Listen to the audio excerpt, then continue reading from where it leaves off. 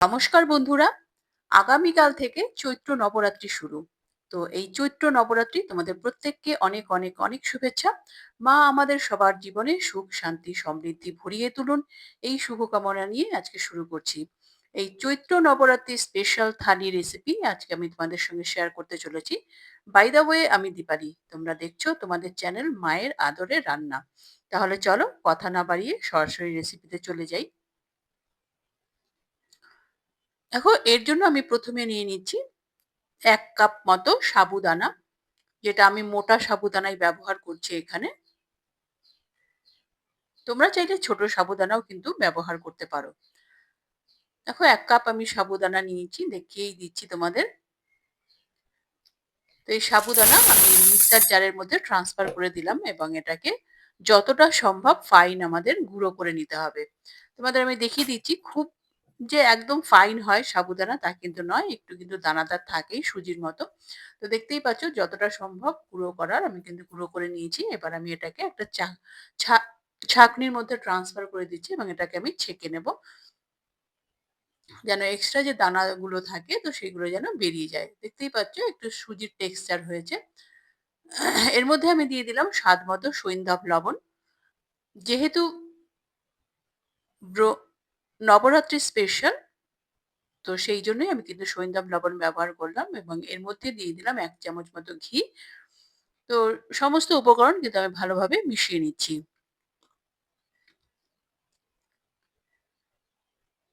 দেখো, ভালোভাবে কিন্তু আমাদের মেশানো হয়ে গেছে। এবার অল্প অল্প জল দিয়ে কিন্তু আমাদের এই সাবুদানার যে পাউডার সেটা কিন্তু আমাদের মেখে নিতে হবে। একদম ডো এর ফর্মে নিয়ে আসতে হবে।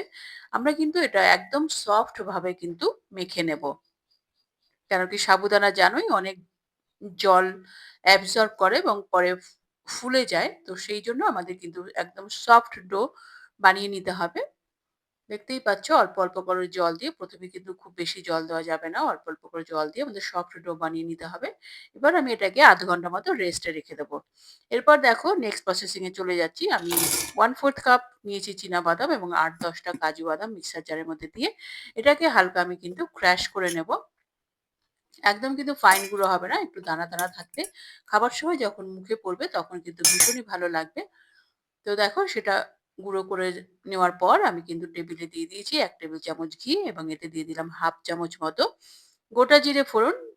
জিরেটা হালকা নাড়াচাড়া করার পর এর মধ্যে আমি দিয়ে দিলাম ১ টেবিল চামচ আদা এবং কাঁচা লঙ্কা গ্রেট করে নেওয়া, সেটা আমি দিয়ে দিয়েছি এবং সেটা আমাদের ভালো করে কিন্তু কষিয়ে নিতে হবে যতক্ষণ না আদার কাঁচা গন্ধটা চলে যায়।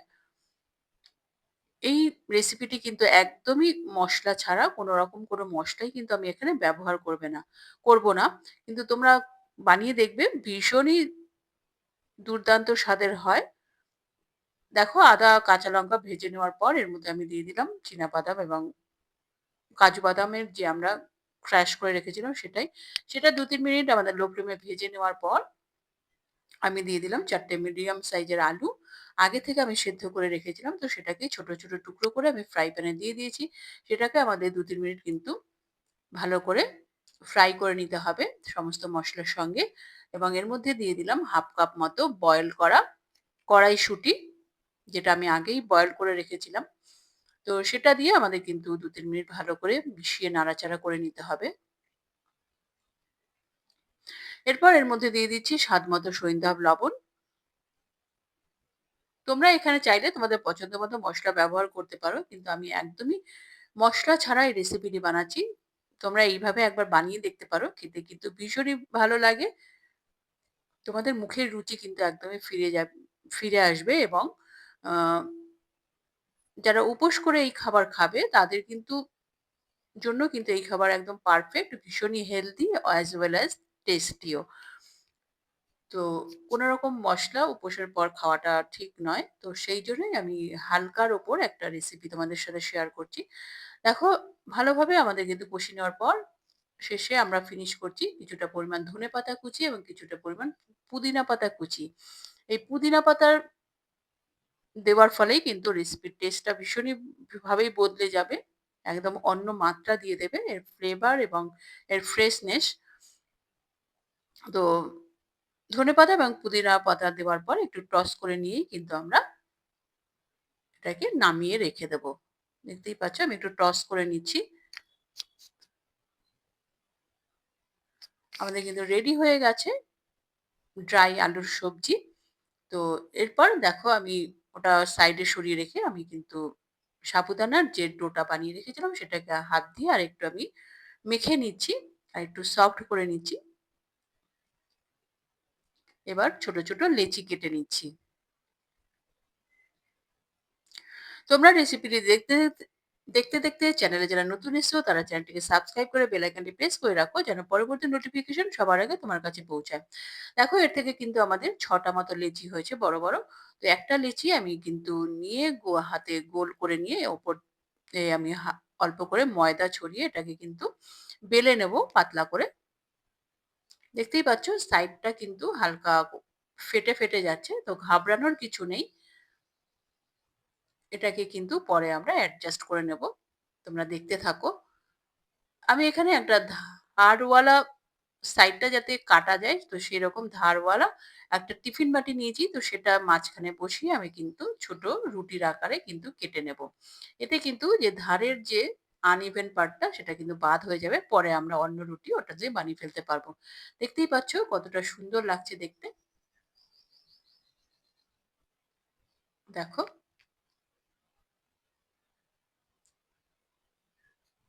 তোমরা কিন্তু এই একই প্রসেসে কিন্তু এটা দিয়ে লুচি বানিয়ে নিতে পারো। আরেকটু ছোট আকারে গড়ে তেলে ভেজে নিলেই কিন্তু হয়ে যাবে। কিন্তু আমি এটা দিয়ে কিন্তু পরোটা বানাবো। তো সেইজন্য আমি একটু বড় আকারের কেটে নিয়েছি। আমি আরেকটিও বেলে দেখাচ্ছি তোমাদের।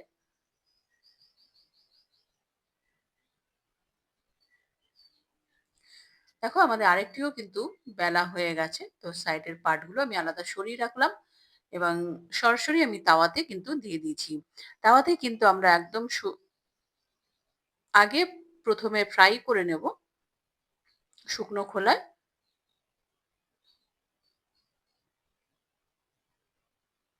দেখতেই পাচ্ছ শুকনো খোলায় এভাবে প্রেস করে, করে কিন্তু আমাদের ভেজে নিতে হবে। যেন ভেতরে কাঁচা না থাকে। তো দুটো দিক ভাজা হয়ে যাওয়ার পর উপর থেকে ঘি বা তোমরা যে তেল প্রেফার করলে তেলেও কিন্তু পরোটাটা সেঁকে নিতে পারো।